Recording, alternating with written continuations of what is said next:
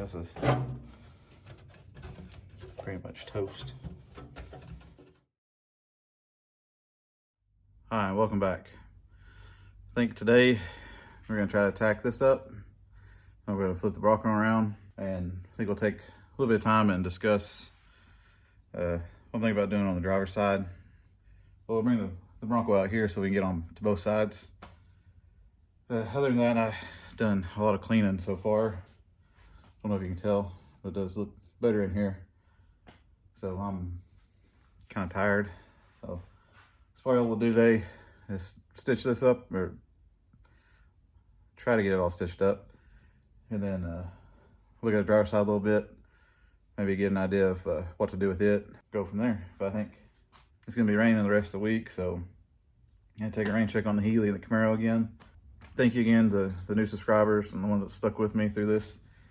I know some of the content may get kind of redundant and everything, but it's my intention is to bring you on every step that I do with it, you know, good or bad, try to get it done. But I am still somewhat impressed with how we did with the this whole area here. That it stayed true, didn't buckle, and it's still square and got my measurement right. But anyways, let's jump over there and start to weld a little bit.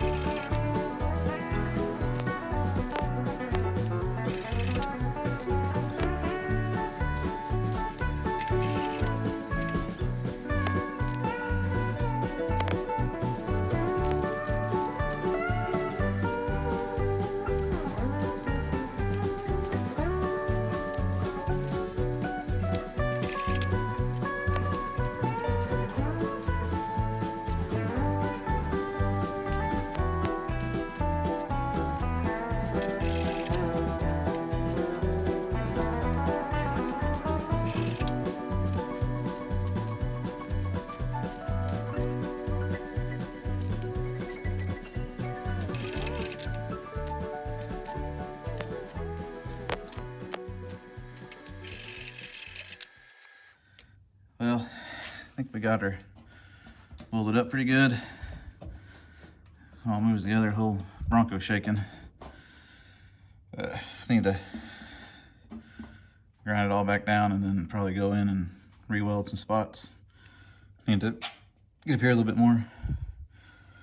But all in all, it's tacked in there. All right, now we're gonna bring the Bronco out and flip it around and look at the driver's side.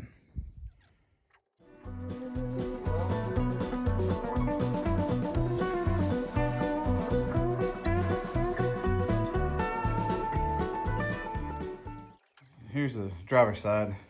I think we'll probably do like we did with the other inner rocker, is just kind of cut out the rust. And probably cut it right here and down and over to here. I'll probably have to plug these, spin these back, especially right here in this corner. I really mangled that up. But as you can see, we got major holes, kind of like the passenger side, all the way through here. Needs to be replaced, so we'll probably, well, I may bend this back and then cut the inner rocker right here. And I forgot how we did that. Oh, we just peeled it back, didn't we? Yeah. So we may hammer that back down, clean it up a bit, and then take this off. Gotta take the pedals out, emergency brake. Take that all out. Brake cable, dimmer switch. And that's right here. See how many times it's been drilled? So my thought is to cut the kick panel right below this, right here, straight across, and down the middle of the door pillar. You can kind of see the spot weld right here. Anyways, cut it down until it gets down to, good spot, down to here, and we see what's bad. But I'm going to try to leave as much of this in as I can. I'm actually just cut a little square right here for this. Patch that in for the hinge for the door, and then kind of patch this in through here. But this pan needs to come out at least, I'd say, up to here, straight across. So we may get away with not having to deal with the hole as much, or even the dimmer switch for that matter. We'll have to see how much rust there is in here. And of course, this is gonna have to come out. And I have to check this brace, make sure it's sturdy, and probably get this back here, and then down, and then right underneath here, cut this out through here, and just replace this lower half. And if this is still good through here, I'll probably just keep it and just replace the parts that are bad, obviously this, and of course gotta replace this. So do like we did before and kind of take it apart and see what we need to do, because we got this, we do have a new one of these, and of course a new kick panel. So I guess I forget how I did it. I had to go back and watch, but we'll fix this like we did that other side, hopefully a little bit better. So maybe we can get away without having to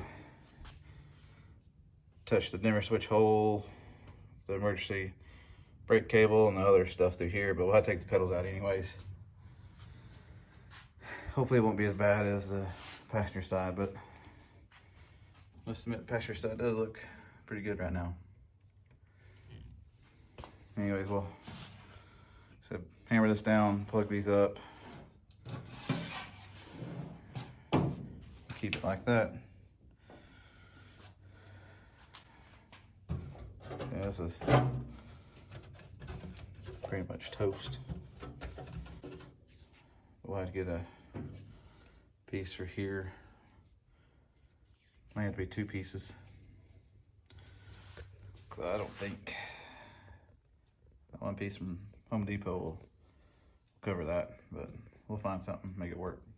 Well, I think that'll do it for today. So we got passenger side. I think it's in a good spot right now. I may try to put the door pillar on it after we get the driver's side done, because the driver's side is going to be hopefully a little bit easier, because I'm not going to take this whole thing off if I don't have to. Just fix that hole and then fix some stuff right here where it joins together. I mean, hopefully we won't lose our dimensions and all the other good stuff, but next time we'll mark some lines and get to cutting. Maybe, hopefully, it'd be awesome if I can get this in within the next couple weeks. That's aiming high. But anyways, if you made it this far, thank you for watching. It does really help the channel out. We're making progress, slowly but surely. We'll get there. I'm gonna take some measurements. I think Steven needs some from the driver's side. I'm gonna take those the next couple days, make sure I get them right, and send an email over it. But anyways, we'll tackle this, and then we'll, like I said, get everything sanded down. Cat wants in it now. Everything sanded down, and then we'll self-etch primer the whole inside, and then hopefully by then we can pull it up off the frame, and I won't have this stuff here. I can set the body over here, maybe. But that's my plan. Like I said, this weekend I'm going through all this stuff over here, getting it all ready to go to garage sale or donate. But anyways, thanks again. I post every Monday, Wednesday, Friday. It's gonna be on the Bronco. We're getting it close.